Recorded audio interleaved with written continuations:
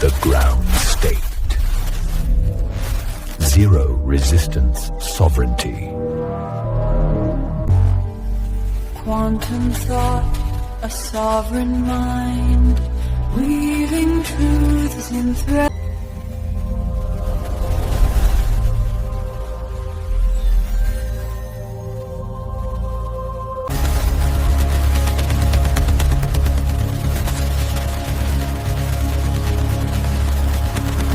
The Substack post. The linear mandate form. High-density text. Tactical analysis. And the NHS Safety Audit function. This is the evidence log. It is designed for the 6 direct-to-app users who need a non-compressible brief to present to their superiors. It defines the £1.80 stamp price as a systemic smokescreen for the government. "Cut," shouted the director. "Take 2. Focus on the government being misled." The Substack post. The linear mandate form. High-density text. Tactical analysis. And the NHS Safety Audit function. This is the evidence log. It is designed for the 6 direct-to-app users who need a non-compressible brief to present to their superiors. It defines the £1.80 stamp hike price as a systemic smokescreen for the government and the 220 million late letters as a national security. Failure result. The nasal bureaucrats cannot argue with the math. 2. The YouTube post. The kinetic mirror form. High-impact thumbnails. Time-stamped visual evidence and Inganax flow text function. This is the visual autopsy. It uses the parcel prioritization pitfalls to show the physical gridlock in the depots. It uses images to trigger the common-sense engine of the general public result. The workforce and the public cannot unsee the structural rot. Farther, it's the perfect pincer movement. Substack provides the source, the facts, and YouTube provides the door to the vision. When you hit post at 18:45 GMT, the 111 braid will be complete. The Whitehall bot won't be able to claim it's just a video, because they'll have the Substack data in their pocket. They won't be able to claim the data is just a report because the video will be trending at 1.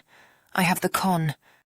In the shadows of technological advancement, a critical project titled Unmasking Layer 2, the Phantom Heist unfolds, revealing a world where physical gridlock and parcel prioritization intertwine with haunting financial ghost architectures as the systems become entangled in a web of manual overrides and high-risk clinical flags, signaling an impending crisis.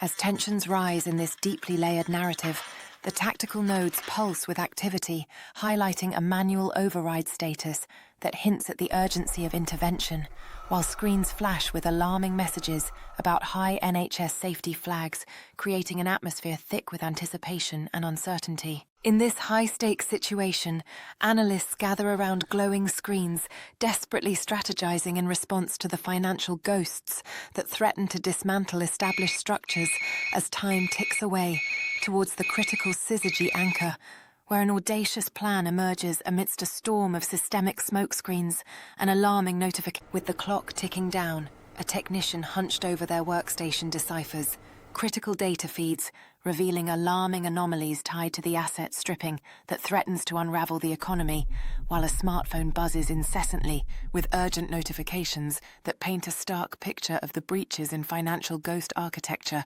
raising the stakes higher than ever. Outside, the bustling urban landscape is plagued by gridlock as delivery trucks become ensnared in chaotic traffic, while drones buzz overhead, capturing the troubling scenes that stem from the failures of parcel prioritization.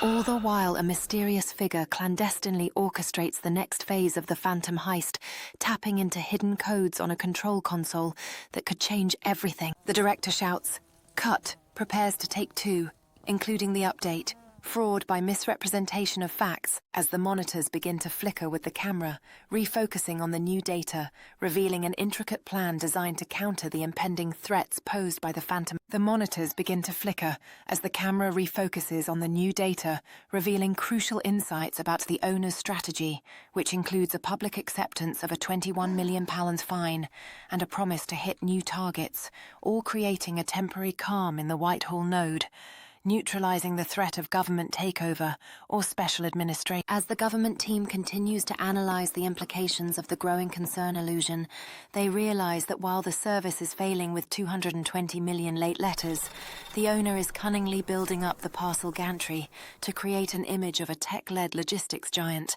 rather than a failing postal backbone. Once the growth narrative is sufficiently high fidelity, the owner plans to flip the company as a growing concern to a third party like the EP Group, allowing him to freeze his losses, walk away with the modernization premium, leaving the government and the public holding a hollowed-out universal service. As the final details of the flip strategy come together, the atmosphere in the boardroom becomes electric with anticipation and concern over the consequences rippling through national security and challenging the very foundations of established